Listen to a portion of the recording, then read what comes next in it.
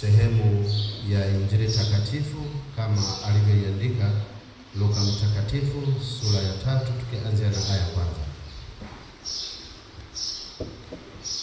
Mwaka wa 15 wa kutawala kwake Kaisari Tiberio, Pontio Pilato alipokuwa liwali wa Yahudi, na Herodi mfalme wa Galilaya, na Filipo ndugu yake mfalme wa Aitulea, na nchi ya Trakoniti, na Lisania mfalme wa Abilene, wakati wa kuhani mkuu wa Anasi na Kayafa, neno la Mungu lilimfikia Yohana mwana wa Zakaria jangwani.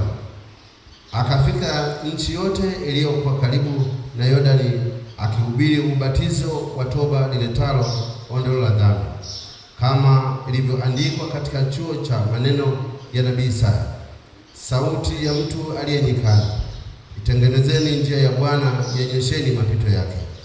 Kila bonde litajazwa na kila mlima na kilima kitashushwa. Palipopotoka patakuwa pamenyoka, na palipoparuza patalainishwa, na wote wenye mwili watauona wokovu wa Mungu.